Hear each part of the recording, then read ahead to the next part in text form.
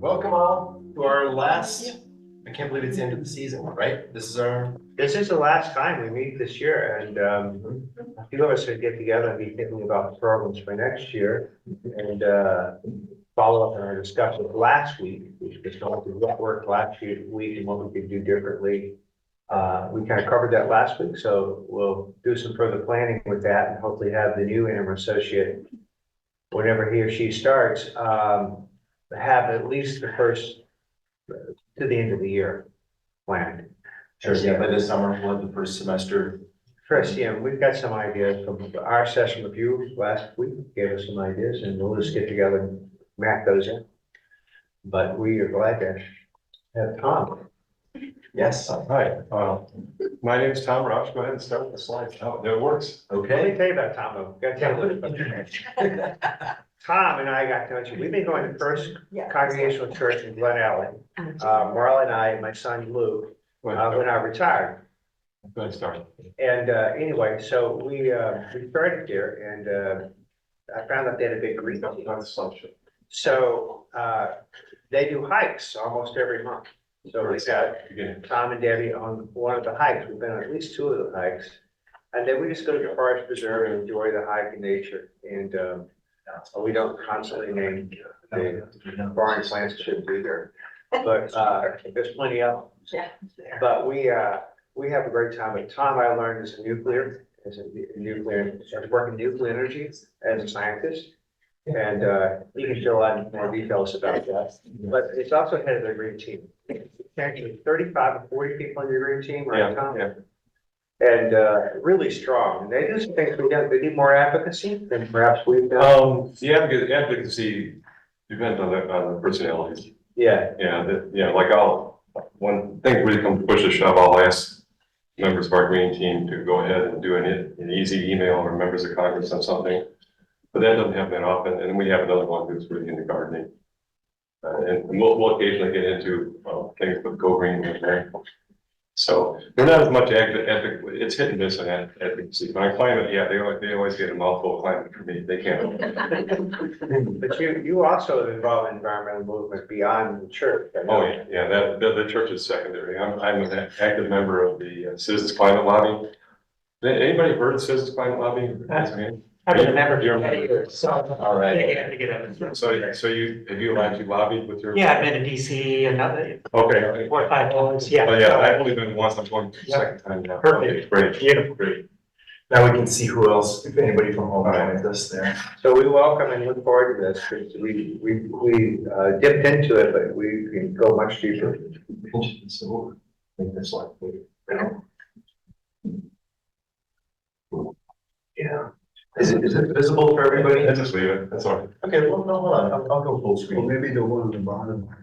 The next one, just the first couple of slides. See what happens. All right, there's 79 slides. My next one. We better. A couple of years ago, I was asked to look at climate migration, and I took a class by our assistant pastor and plugged me into a class taught in Louisville online, and it was focused heavily on what's going on around the world, not so much in the United States. Today, I'm going to gloss over that because it's still eye-opening, but I want to focus more on what's happening right before our eyes. What's happening in our country? What does that mean for migration? What does it mean to what we're going to see in the future? I'm a retired nuclear engineer. I'm one of the few people who can claim that I was doing the right thing for the climate for the bulk of my retirement life. Not everybody likes nuclear power, and that's a different subject, but it's not polluting with greenhouse gases. I'm proud of that. I have a lot of responsibilities, including leading an industry group for several years. I had a second career in nuclear medicine, where I got involved in radiation safety. That's a long story. It had to do with me getting sick at age 50 from the downsizing associated with making our power in Illinois deregulated.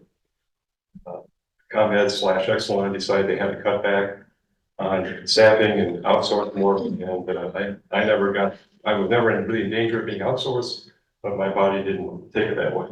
So I started over the second career, but I kept my foot in the door with my friends in nuclear engineering. So your sickness had nothing to do with Yeah. radiation, though? It was Absolutely not. anxiety because. In fact, Want to make that clear. I became a board certified nuclear medicine technologist. I handled same or more radiation than the nuclear power plant workers do. I injected people with radioactive tracers, did very high tech cancer modeling, cancer imaging.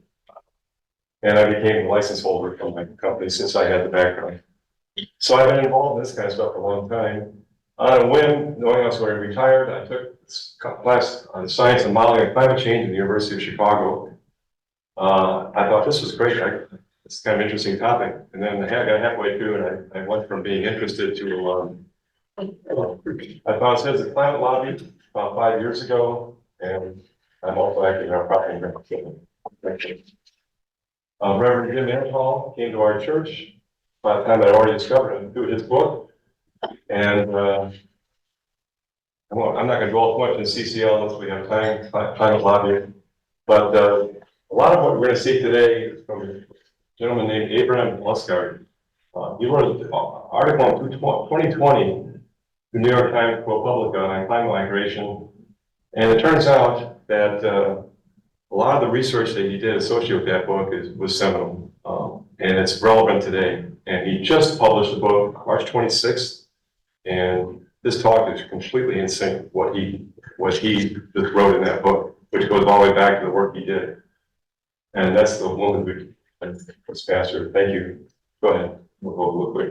All right, I'm going to play a little video here, and I want everybody to just look at this really quick. Some of you have probably seen this already. This is 1970 to 2020. Here you go. Yeah, go ahead.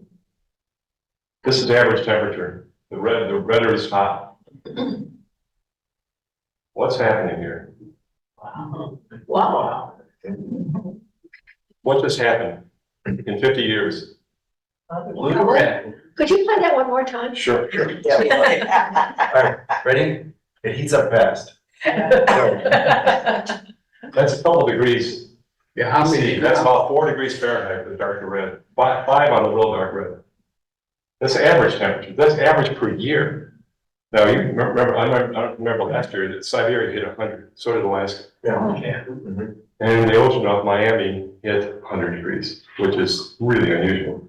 All right, so why is it, this is all part of what has to do with migration. Why is it so cold up here, hot up here, and hot down here compared to the middle? I imagine we have a lot of scientists or people. Chuck, yes. Ed, does that have anything to do with the ocean currents and winds around the equator? Yes, but the big issue is humidity. What happens when the temperature is warm? The air can hold massively more moisture. If you watch humidity in your house, you raise your temperature a little bit, your relative humidity plummets. Yeah. All this moisture is coming off the oceans and whatever lakes are down here, and it condenses. When it condenses, it brings all that heat that it picked up evaporating. When you sweat, you evaporate. Your skin gets cool. All that heat is deposited wherever the colder air runs into, enough for it to precipitate. And that's moving further and further north because it's warmer and warmer in the middle. And so as a general rule, it's just getting hotter and hotter the further away from the equator you get. It's getting hot everywhere, but it's getting, the more and more, the relative temperature changes more and more as we go. So, okay. All right, this is the latest official UN assessment of climate. I'm only doing this just, I sense people here kind of know what's going on. You may have heard about 1.5 degrees centigrade. We're going to blow right past that. There's no climate scientist anymore who believes that we can hold it to that. It's really wonky when you talk about pathways, and watts per square meter, and all that. I'm into all that RCP stuff, reference concentration pathways. I'm not going to get into the details of that. But what they've been beating the drum for 15 years now, saying we need to cut emissions radically by half, have a chance of staying at 1.5 degrees. We're not going to stay there. We're hoping to stay 2.5 degrees. Things are going to be very disruptive. This is not me talking. This is the leading climate scientists of the entire planet. every little bit worse we get in temperature, every small increase just increases severity of effects. And we've got our official target, President Biden, net zero. That's a complicated term. That just means that we're balancing out the CO2 and the methane in the atmosphere that's causing global warming. We're going to try to balance it out by 2050. Personally, I don't think we'll make it, but we got to try. Okay. All right, real briefly, there's migrants, refugees, and internally displaced persons. I'm not going to dwell on this a lot. A migrant, you move. Refugee is what it takes. You have to be a refugee if you want to move if you want to come to the United States and not get sent back. You have to be fleeing. These are the official terms: war, violence, or persecution. It can be religious persecution. And some administrations kind of ignored that portion. 5-6 years ago, there's a whole group of people from the Middle East that they didn't want to allow into the country. Internally displaced persons, that's pretty much what you call here. Right? And this is what I talked about last time. I focused on what's called the UN High Commission on Refugees. They were putting out videos that basically said the same thing I just said. Rising sea levels, desertification, increasing floods. It's going to be hard to grow food. And when it's hard to grow food, there's limited resources. What do humans do? They fight with each other. What is desertification? Desertification is like areas that were on the verge of maybe you can grow things. They're turning into deserts. And it's almost random. The climate models can predict it, but the human brain has trouble picturing why a rainforest might turn into a desert, or why parts of Africa that have had people who are living for thousands and thousands of years, all of a sudden they can't grow food anymore. So 5% of the world's refugees are in developing countries. These are the most worst impact, and COVID really making it worse. This was 2020. Just going to look at a couple of big numbers here.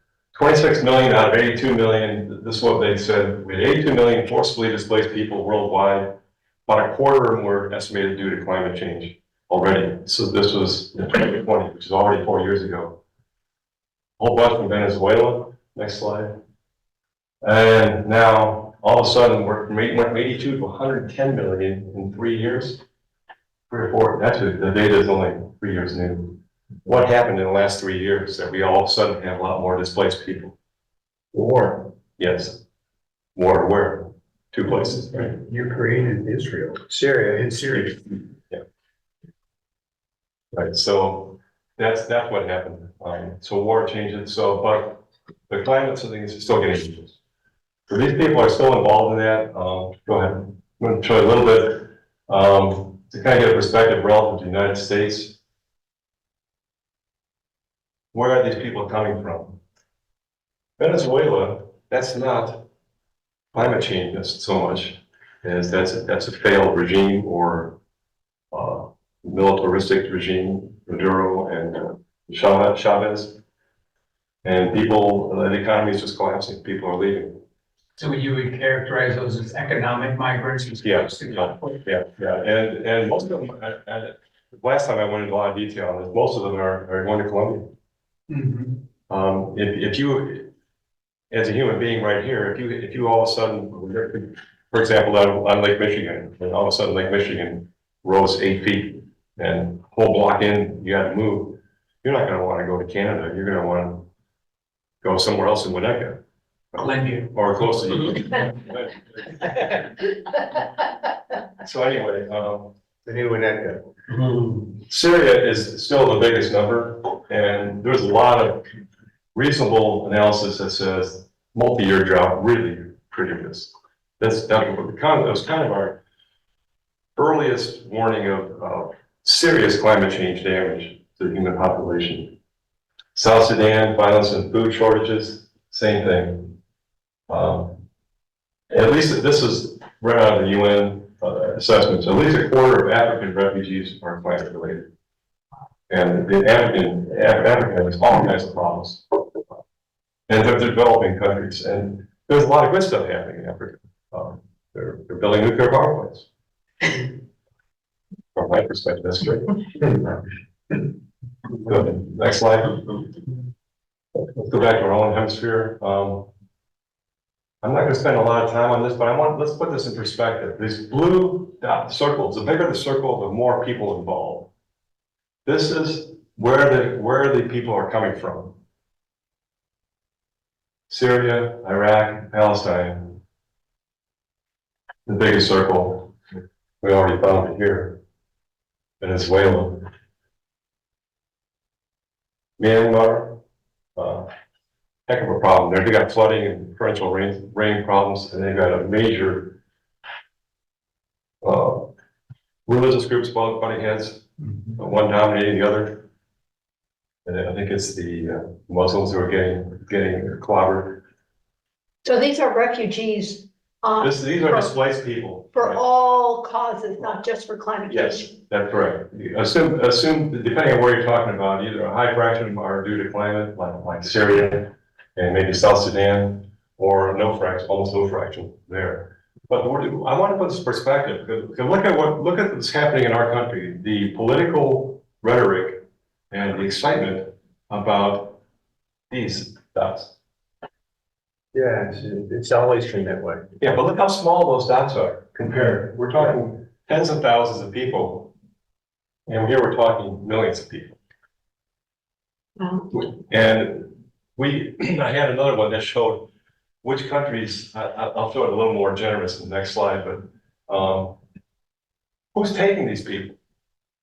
It's not us, right? We're driving politics around the world because we have a system that is demonizing a lot of these people. These people are saving our economy, a lot of them. They're refixing your roofs. They're fixing the floods in Florida and South Texas. It's 20, well, I forget the exact stats, but it's something close to 20% shortage of labor in our country by, what, a decade, or I forget exactly how many years. And it's a crisis coming. It's a crisis and an economic crisis.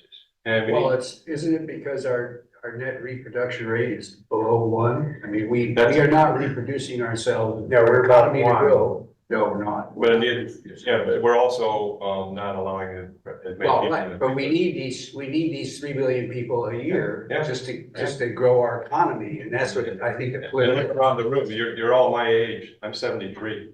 We're all close. Some of you are older, some of you are younger. But the United But I want to be, if I and my wife has to go to nursing home, I want somebody that are staffing. We're losing, the United States is losing about 3 million people in population per year, which would be made up by migrants. Right. Also, I read a wonderful statistic in the Wall Street Journal this past week, which disappointed them because they were very concerned. As you know, they've been predicting that the world population would level off in 2050 at 9 billion. And this last fall, it was 8 billion. But this statistic in the Wall Street Journal was that, oh, whoa, the world population is dropping and they're not replacing it. And they were very concerned because then they couldn't be selling too much products. Well, but I thought, how marvelous. That was the best piece of news I've heard from that. Yeah, we could blow off on a tangent here, but let's stay on the migration front. We don't have the problem that Central Africa does or other parts of Africa does with climate, war, food shortages, and yet our policies are so dominant in the world that by policies I mean, are we going to seriously address climate change? If we go right the next election, probably not. If we go left next election, we're going to continue doing it. Why is that so important? The rest of the world looks up to the United States. If we aren't going to do anything about it, then screw it. Why should anybody else do it? Now, Europe will go there, will still go the way. Anyway, next slide. I've seen cool pictures. These are people leaving Venezuela. They walk. It's a long walk. It's up and down mountains. Go ahead. This one is more along, that's a pure climate change. That is a high resolution picture. It looks great. This is what's happening. For the most part, the migration over the last decade or so from Central America is really typical of this. either had floods, hurricanes, or a drought. All the farming communities are a whole bunch of our crisis. Next slide. So what happens is, there's another one, Guatemala, we had Guatemala, Honduras, El Salvador. Crop failed. They sell everything they got to plant next year and then floods. One year is a drought, next year is a flood. So what do? They go to the cities and they hope they can survive. And they get there and they realize that there's other people just like them. Next slide. So we have like a triangle. These are people that are trying to come to the United States, El Salvador, Honduras, and Nicaragua. This is a good picture. This is actually in Mexico on their way to the United States. This has been going on for years and years now. And whether they get into the country or not, depends on a lot of things, but they're certainly not drug lords and prisoners being released. Next slide. So real quick, where are these displaced people in the world? Right. This is a nice simple one. This makes us look a little bit better. The blue one, people in blue are the ones who are the least climate vulnerable, even when we've got a lot of Central American people. And this is where this is where these people are going. So what you see, the crises in Africa, the people who are impacted, they're still in Africa. Yeah, they're not here. They're not in Europe. They're trying to get to Europe. They have the same problems as people trying to get to America. And Canada's actually doing pretty well too. I didn't have room for that. That one didn't come up in this number. So the lesson on this is when people are trying to migrate, they don't want to go far. They want to stay culturally and closer to people. You know, they're going to have friends and family that didn't flood out or whatever, and they're going to want to stay close as they can. Next one. 48 million internally displaced persons. That's what I just said. At some point you give up, sell everything you got, hope your kids can make it here or make it somewhere. Is that in the United States? This is around the world. Around the world. And then just to clarify, internally displaced means they're displaced within their country of origin? Yeah. Okay. And that includes your Africa data where they're, okay. And they may count like border countries, because a lot of those.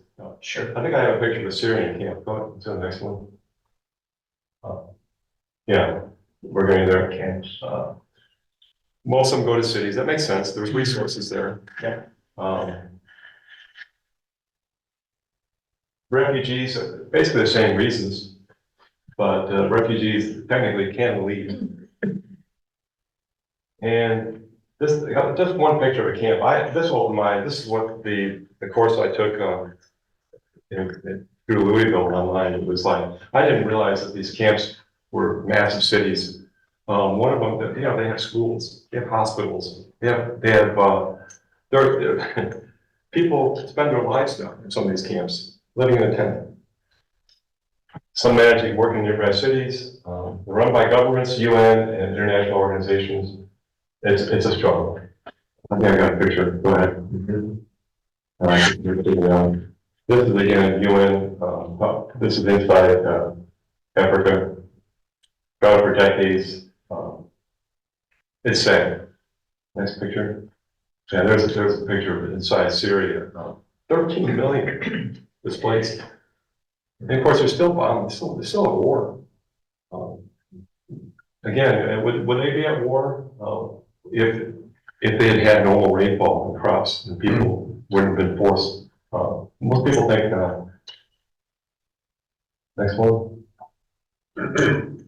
There's a picture of a Syrian refugee camp in Jordan. It goes on. Some of those camps are miles wide. 80,000 refugees. You can't see all the stuff on the side. I'll be waiting on this. Yeah. Are you saying the climate, these countries that have disruption because of climate change, that the bad guys are taking advantage of this vacuum of nothing and causing war? Sort of, yeah, I'm not a geopolitical Um, expert. but that's a problem. That's basically it, yeah. And I think, just look at humans and what are you gonna do? If you don't have food and water, you're gonna fight. What else are you gonna do? And that's your first instinct. I'm gonna fight for survival. And so what are the factions, one's trying to go more democratic versus more authoritarian, what are the factions gonna do? They're gonna conscript you. You help you once. But say, I got a job for you. I'm just gonna say, also just movement of people causes friction, right? Because people are moving into somebody else's space and Right. it adds to the conflict. But many countries are planning ahead. I know China, I read, is buying up hundreds of thousands of acres of Yeah. land in northeastern Russia. Yeah. And then planning to, utilize the people, the migrants from the Middle East to farm those lands. Yeah, and the China owns a lot of land here, we're limiting that. And the ports. And better one, Australia is set aside thousands of acres for some of the island countries close by. And that, they're working that above the table, it's all, is mutually beneficial. Acres for some of the South Pacific Islands, which are just gonna be. What's that plan? Oh, we got 9:45. 9:45. Oh, we're doing great. Good. I want to spend a lot of time in our country, but we could spend a lot of time in Europe, but I think it's gonna hit home I think even more discussion. Thank you for speaking up, Paul. Next one. The Congo, this is really sad too. 5.5 million internally displaced people. Food, violence, militia. And a civil war was already 20 years ago. Of course, who suffers the most? It's always the same, the people with the least resources. Next one. Rohingya. I get confused in this whole area. I'm not very familiar with it, but I know that they are having the same problems that Pakistan just had, and Brazil just had, and South Texas just had. This rain. It's just awful. And think about when is the rain happening? What just happened in Houston? We're getting everything's a little earlier. Everybody notice that? Yeah. Right. All the weather things a little earlier because everything's warmer. Yeah. The rain, everything's happening earlier. It has to be a little colder seasonally for the rain to start. And so instead of the rain happening spread out over a bigger area, being concentrated in warmer areas earlier in the year. California too just had a whole bunch of flooding fairly recently. Next one. This is what I really wanted to focus on today. What's going on in the United States. We're going to do it by just telling a few stories. I can't tell them as well as Abraham Lustgarten did. He spent his life as a author, walking the walk. He went and lived with these people in Central America.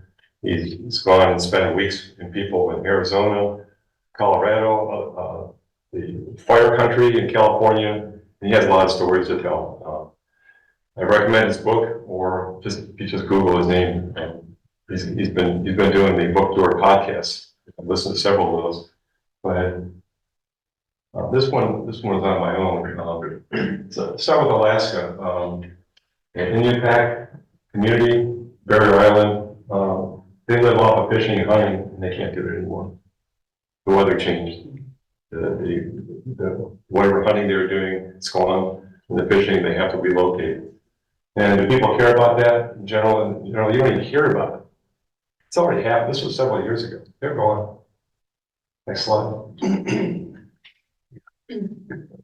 This is only a year ago, almost exactly a year ago in Arizona. What do you think that looks like today? Worse than this? It's back up. Can you count on that? They had those heavy rains. I think just had heavy rains. It's not back up a lot, though. No, it's back up. It's back up quite a bit, but California is doing a lot better. So California always had more variation in it, but it's back up. But can anybody count on that staying back up? I mean, look at that line. Yeah. Of course not.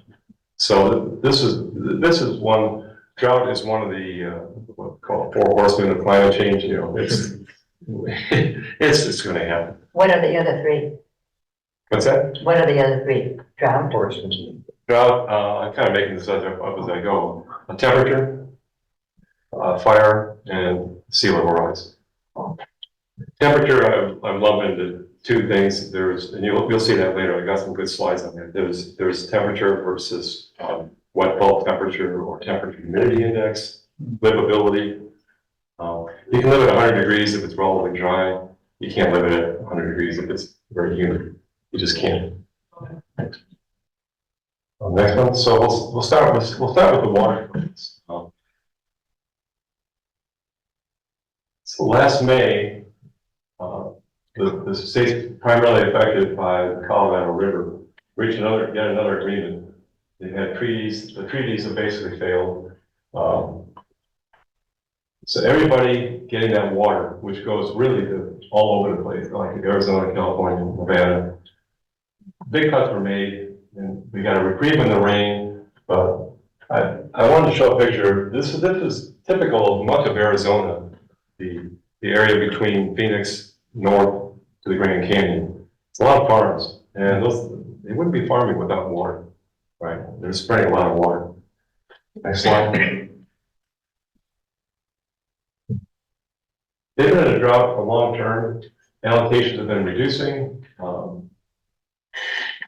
2/3 cuts down to virtually zero.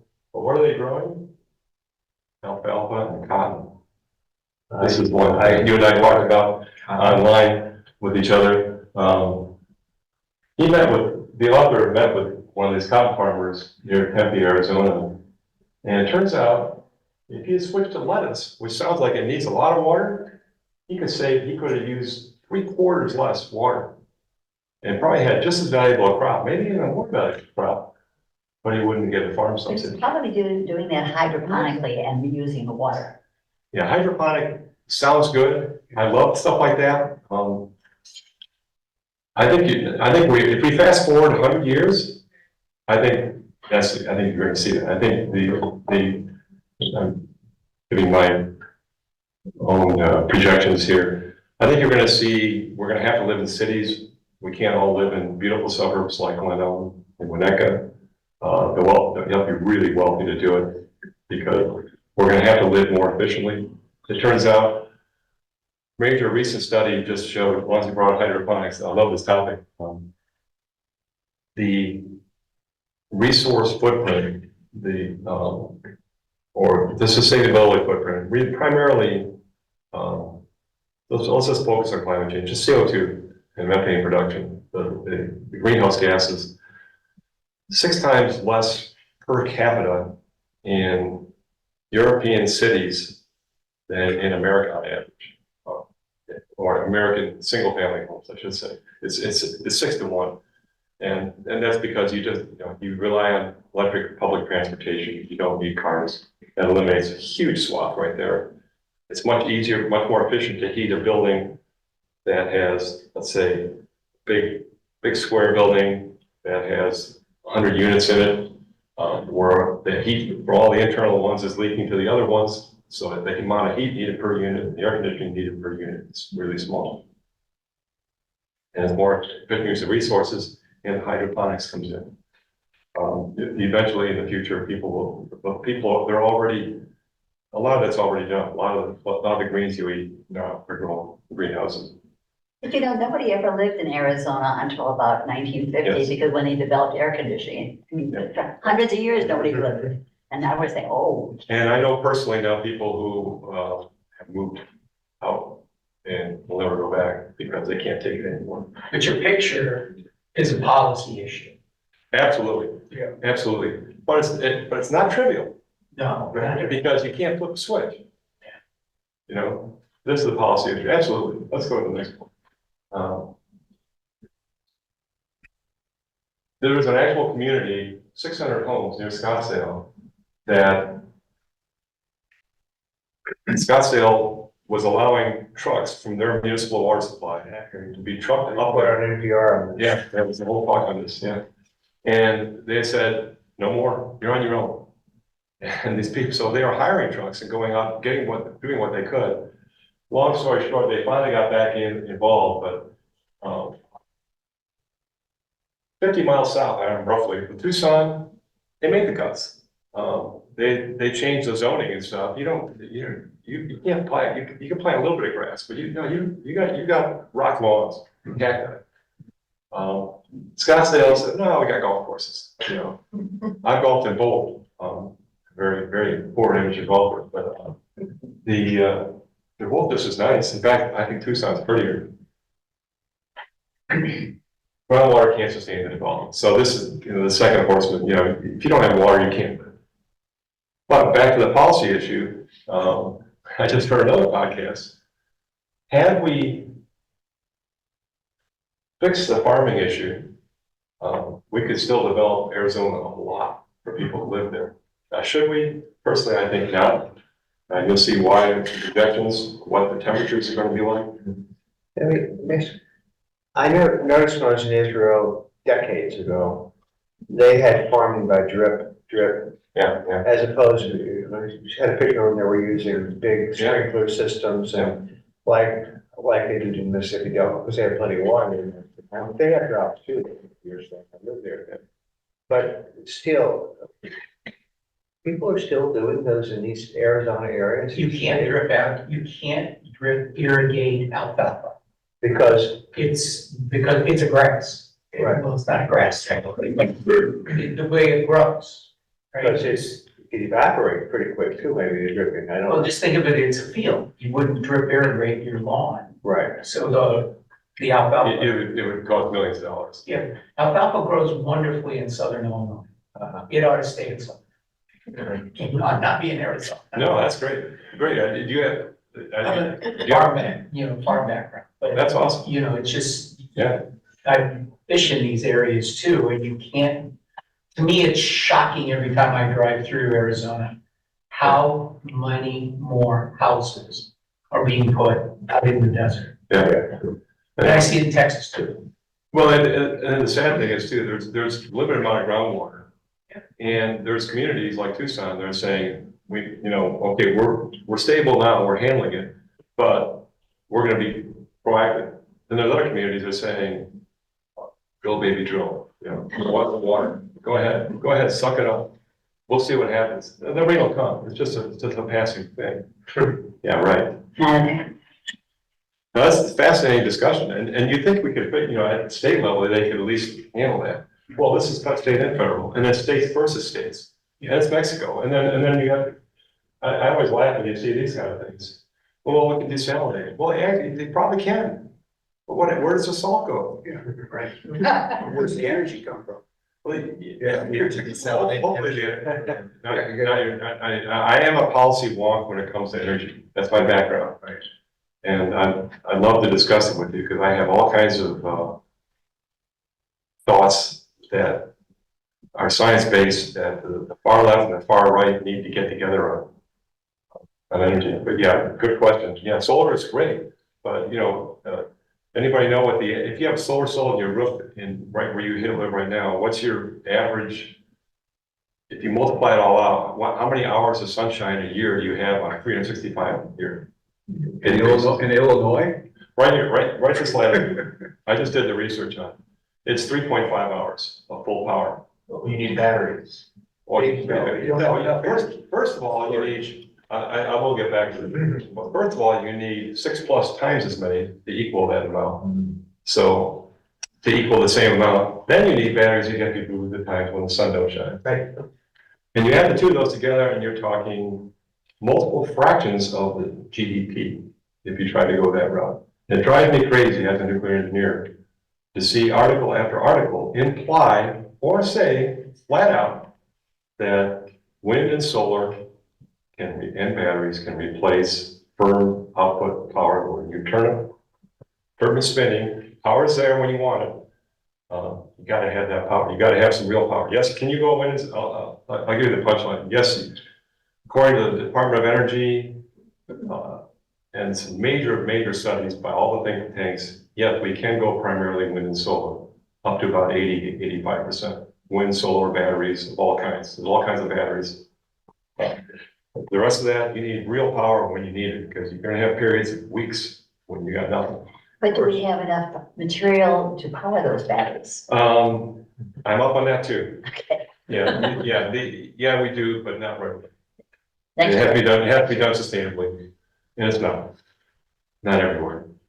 But now solar would be better in Texas or somewhere like that. Absolutely. Where And Arizona that's where a lot of is much more efficient. And the mythology of wind and solar is being led by those living in Southern California or Arizona or Texas who are saying, look at me, I'm doing it.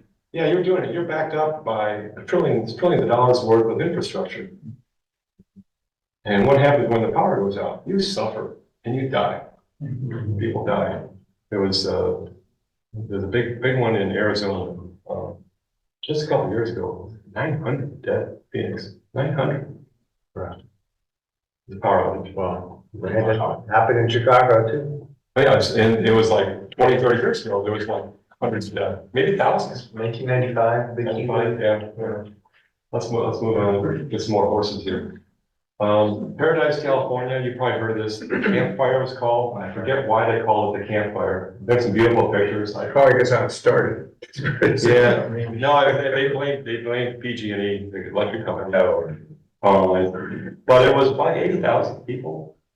It's typical California mountain. It was beautiful. Next slide. And this one looked like within a day, the fire just, kind of like the Chevy Chase in the Christmas movie. The Christmas tree. 1 minute's a Christmas tree, the next minute it's gone. And that's literally what's happening. The pine trees, they were dry, they're gone. You can see the data there. 150,000 acres, just like that.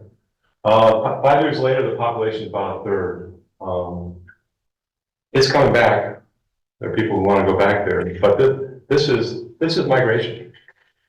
This is forced climate migration. You're burned out. Next slide. And I'm going to hit another favorite topic of mine in a minute. Well, hopefully I'll get there. And you can imagine what their insurance rates are. I was also gonna mention that the Yes. smoke that people smell,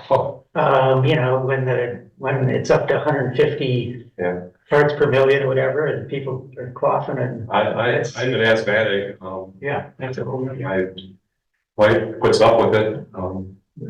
My evenings are horrible. I have to clear stuff, and I'm careful. We've got we keep it at one ppm. I've got an air monitor in our house.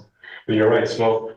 Floods, Hurricane Katrina, 40% didn't return. This is a cool picture. I want to show that. This house, they didn't change anything. This house went up. They put 3 feet up. They built it up, new foundation. This one they put on stilts. That's how people are adapting. And is this your average New Orleans resident? No.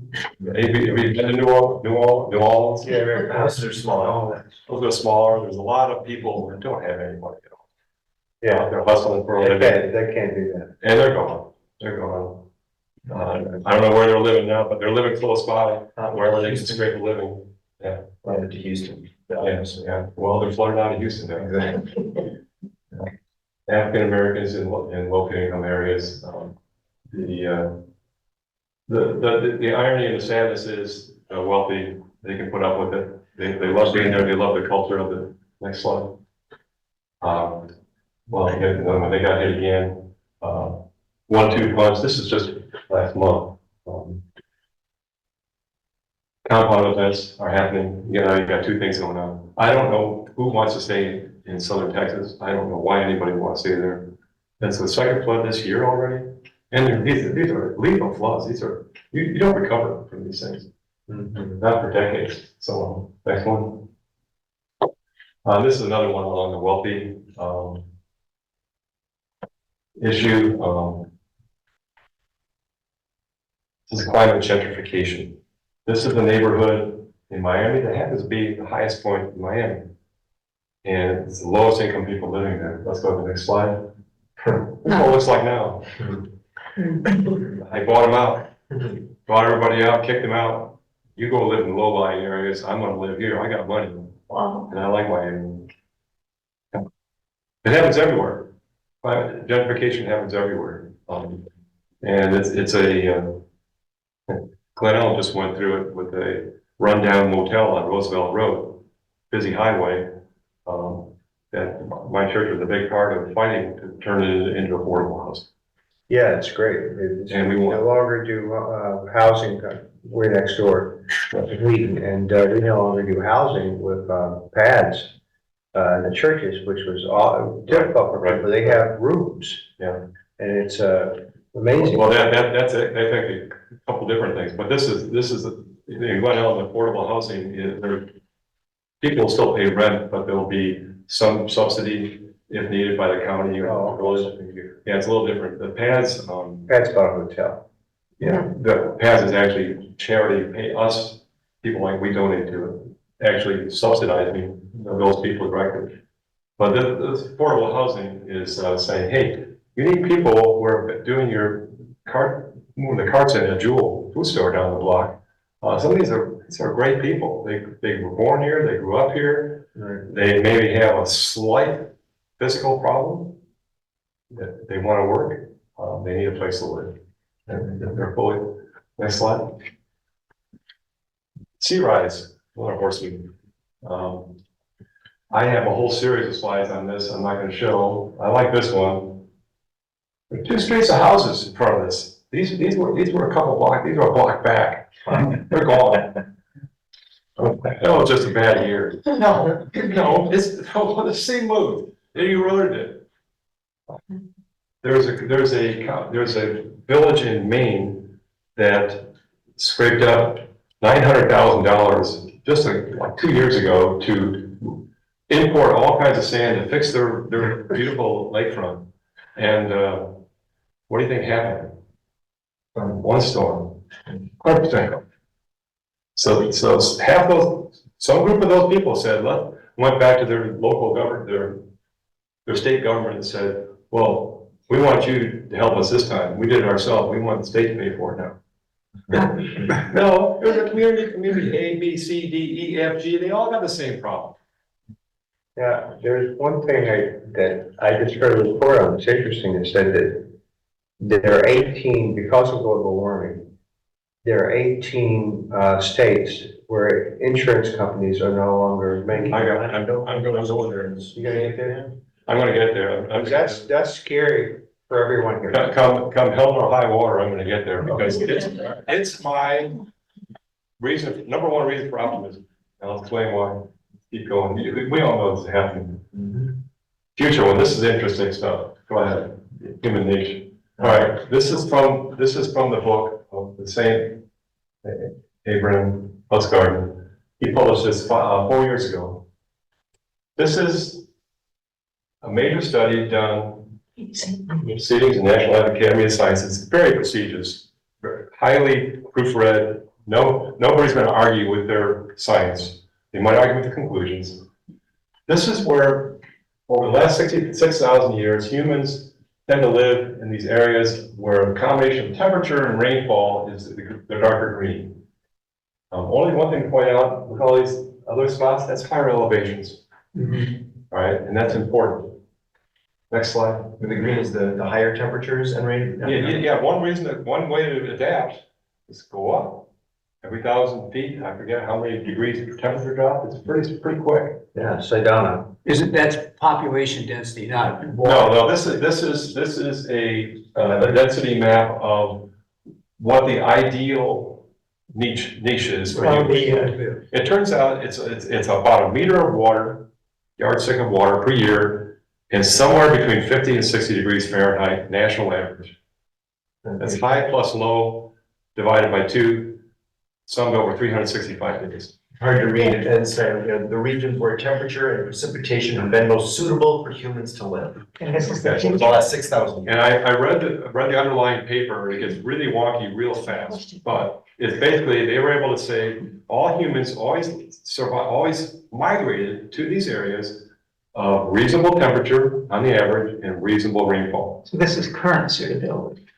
This is current, yeah. This gets really interesting really quick. Next slide. What's really interesting though, is that in China, you know, you look at the rice paddies, they're going up the mountains, up the hill. There you go. You got it. You know, you don't have. Flat farmland, they're gonna terrace their mountains so they can Yes, have more yes. flat. So you use the rice for the humans and the grass part for the animals. Yeah. All Yeah. right, that last one, I'm not even sure what the difference between the last slide and this one is. Let's just look at this one. The area that's circled there is the heart of that niche of climate habitability. They actually had a 9-factor matrix to turn out this one. They got into crops and stuff too. It's getting narrower. Let's go again. Okay. This is the reference concentration pathway. This is the one we're kind of on. This is where we're headed. This is just 2070. 27. It's already moved a lot. Chicago looks pretty good. We're in great shape. We got a couple major problems. We'll get to that in a minute. Ready to live in a. Try and buy a house here now. And notice what's happening. You got greening up the mountaintops. Go ahead, one more. This is a great. All right, there's under either, you can take this two ways. It's either to go a little forward in time or go a little worse in how we're addressing climate change. Either one, you get there. We're heading there. Right. We stay good. Look what happens. Some of the heartfelt here, but that's not good. It looks like, okay, you can live there, but you're gonna be flooded out. That's too much rain, too hot. What about that white piece? One in the There's second. too much rain. Right in the middle there, that's probably flooding. Okay. That's Tennessee and Yeah. Kentucky. Yeah, it's probably flooding. And it's not barely livable. Yeah, and it's also too. And we're good because of this. And of course, you keep going in the Canada, it gets great. One more. All right, now I got a bunch of these. This answers the question.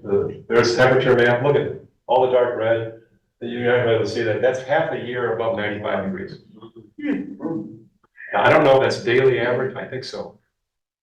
So you literally, right. People in Phoenix in the summer, when they fall down, if you're not wearing, if you're wearing shorts and your knee hits the pavement, first degree burn. Just 180 degrees Fahrenheit, concrete. 160 degrees. So that's the number of weeks per year that are above 95. Yeah. And this one, 6 months a year. And we used to fry eggs on the sidewalk at the swimming pool. Yeah. In Mississippi. Mississippi. Don't be slow. But eggs do fry at a relatively low They only get, How long did it take? there's only 3 days it rains. I've only seen one book like this, and this, again, it's the same one. This is an enormous amount of effort. This is county-wide, looking at things with climate models overlaid with, on some of these, with what's there right now. Next slide. Extreme heat and humidity, that's our albatross. Right? That's we're right there. And we're not great. What bulb temperature? That's 15. We're in the 15 to 25 days, well in the future. That's not very bad. Yeah, that's 15 to 25 days. That's not 300. That's not 180 days of high temperature where you need air conditioning. That's why we're considered still livable. I've done a lot of quick research on what's wet bulb temperature. It's wonky. It takes into account sunshine, wind, temperature, and what else? Humidity. This is all centered around the Mississippi River. Yeah, and anyway, it's not sufficient. There is no single number. The heat index and wet bulb temperature are not sufficient to describe habitability. This is the best we got. Next slide. Wildfires, that's pretty obvious. Except they didn't show Canada, all the smoke coming down, smoke in the south. Okay, next slide. High tide, that's pretty obvious too. There's fascinating data. National NOAA has used. You can zoom in on any part of the country and get an exact map overlaid on satellite data of where the tide is coming, where it's going to be in the future. You know, I expected the southeast. I had not expected the northwest. Yeah. Wow. Yeah, and this is complicated, but I think there's subsidence going on, the ground's sinking, and there's local temperature variation, which causes expansion of the sea, and there's wind forces. The barrier islands are disappearing. Yeah, next one, I want to get to insurance.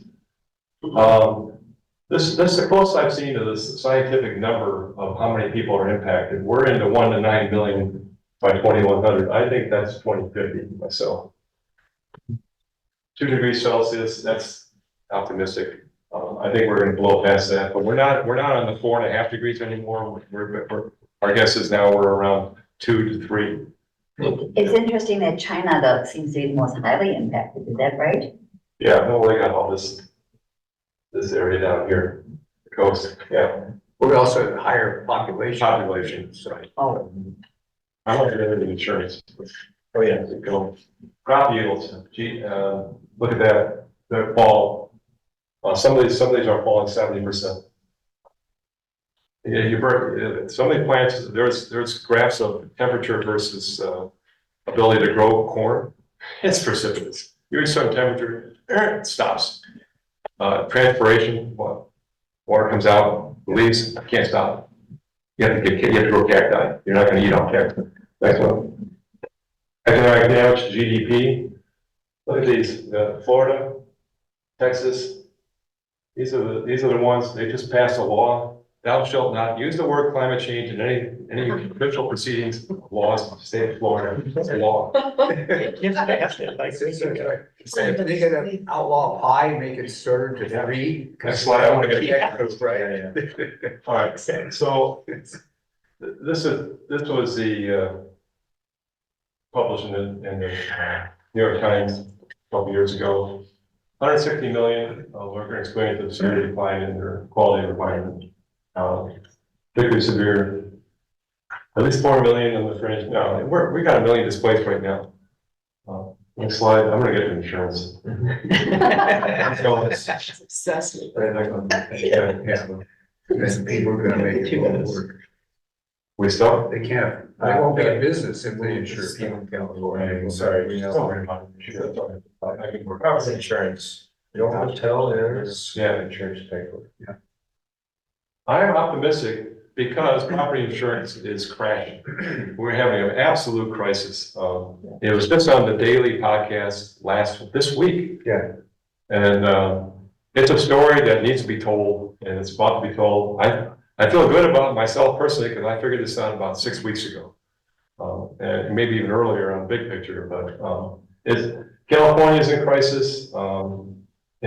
Last resort plans, the state-run plans. Guess what happens when they run out of money?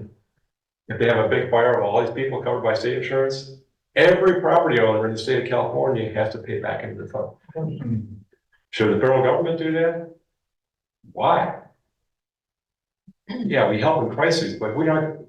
Do you want to subsidize somebody who wants to live somewhere where they're going to get burned out every year, or somebody's going to flood out every year? It's absurd. You got to incentivize people to adapt. Yeah, to be resilient. It's called FAIR, local, the state-run thing. It's going up like crazy. They don't have the assets. They've got 300 some billion in liabilities possible. They have 200 billion in assets. What a joke. But they're going to eyes open. Florida, same thing. Next slide. What's ahead?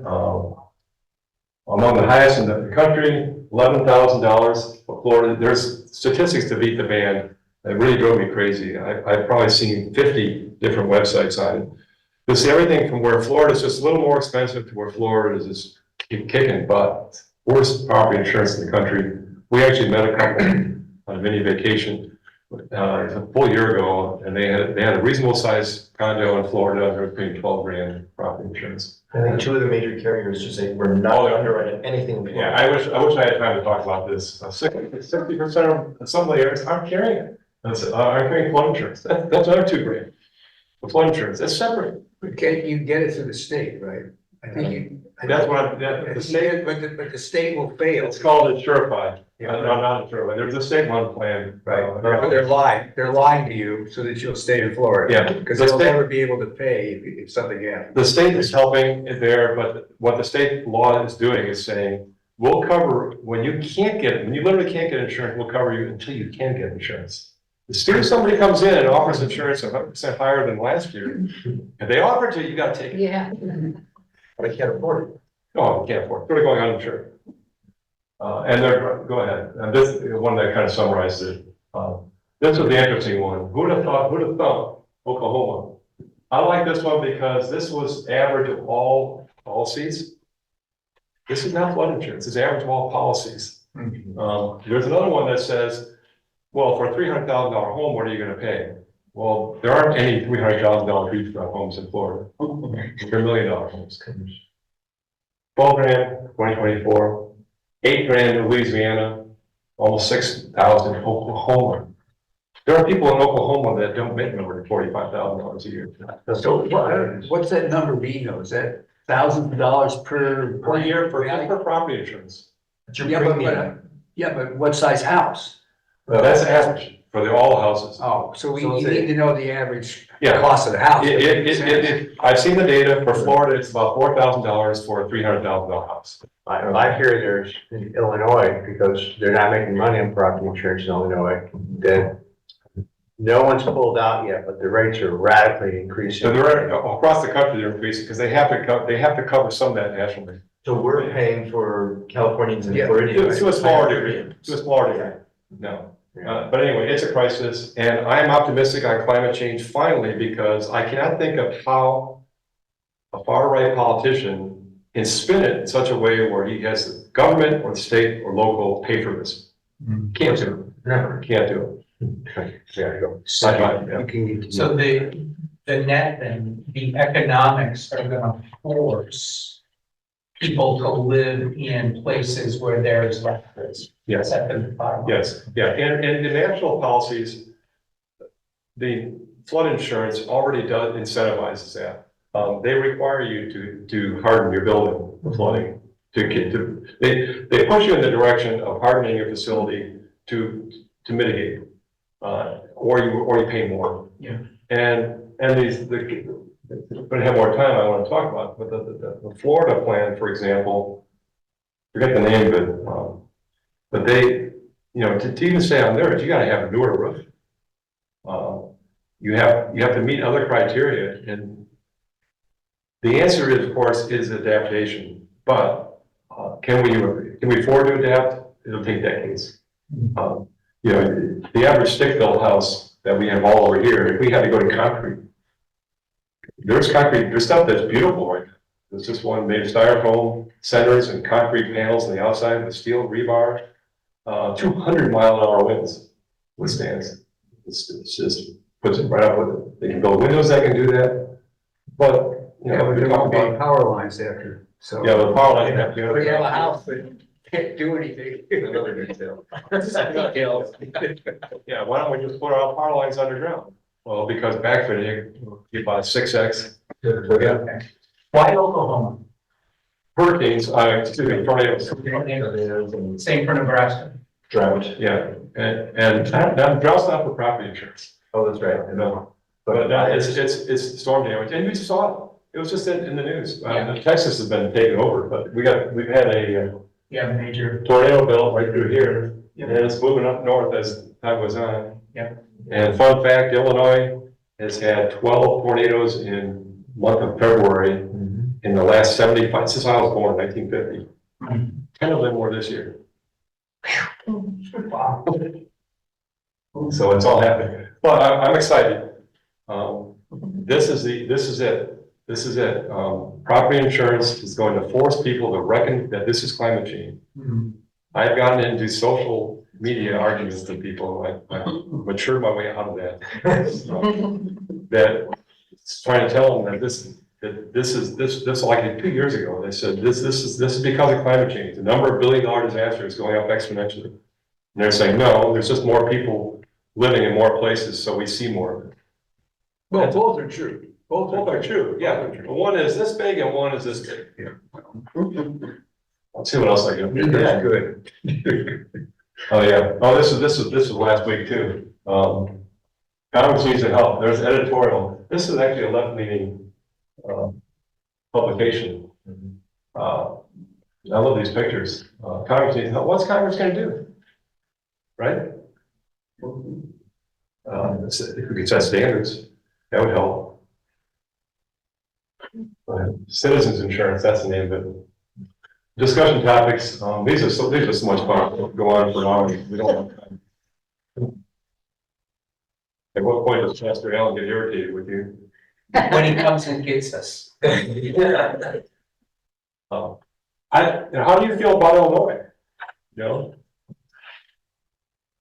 We're in relatively okay shape. Yeah. I mean, we all have air conditioning. We got fresh water to drink. Yep. We're in great shape. I think we can blow right past when that climate niche moves, the Great Lakes are going to isolate us. Well, we have an energy issue though. If we're really gonna cease using coal as a means of generating central plant power by 2035, Yeah. we should have started already, and we haven't. We did on coals, yeah. There's very few coals. No, what I mean is we haven't built the replacement units. Oh, no. Needed. That's the problem. We have the goal, we're gonna shut them down, Yeah. but don't have And I don't think a sane policy I- for. you got an energy background, you must. Yeah, Yeah, so do I. It grinds me to see, TVA is going through this right now. They want to build a couple gigawatt, natural gas plant. And they've got National Renewable Energy Lab, paid for by the government, pushing them on EPA to say, oh, you can do wind and solar and batteries. No, you can't. No, you can't. You can do a lot of it. You can do both. But you can't replace coal with just wind and solar and batteries on an equal basis and say it's got to say, I got a gigawatt of solar and I got a gigawatt of batteries. No, you don't. You got a gigawatt hour of batteries. Does our policy or does our politics change enough, given the economic realities, to cause us to change our policies around nuclear? I think so. We have the right and the left both agreeing for the first time in my lifetime. I grew up a Republican. I'm not anymore. I was a nuclear engineer. My job was I literally was on the front lines. I was the licensing liaison for comment for Dresden and Quad Cities nuclear plants. I grew up there. I was a senior nuclear engineer, staff nuclear engineer at Dresden, and I was the interface for several years. And I watched how the politics tried to kill nuclear power under Jimmy Carter, and he couldn't even pronounce the words. Nuclear, it's nuclear. George W. And yeah, and I watched. I literally could tell you stories for days on how the nuclear power was backed into a cost corner, and it's still there. They're still there in the cost corner. There's legislation called the Advance Act that the Citizens Climate Lobby is now supporting. It's bipartisan. It simplifies licensing for the ultra-safe reactors, fourth generation reactors that literally are designed in such a manner that you can do anything you want in them, possibly even a nuclear bomb, and it'll shut itself down. What percent of our power is coming from wind? It's around wind and solar combined in Illinois, right around 11–12%. Nuclear is 50 to 52. And coal is, sorry. Will our issue end up being human migration for Illinois? That'll be the. I don't think people are gonna migrate here. It's gonna reverse. Just another fun fact they don't tell you, Florida is gaining population. The housing keeps being built, Florida and Texas. They don't tell you how many people are leaving. 500,000. Getting back to wind power, I know we have a few wind farms. Yeah, I know. In Illinois, and we're getting, I think, Sorry. Leave as you need to. some of our wind power though, we are sending to other states, I did one time. But, and I think, I'm just wondering, because I don't think we have the capacity to have solar power as much as wind power. Right, you're right. So, how much wind power do you think we possibly could have in the future? You can, on a nameplate capability, you can go really high.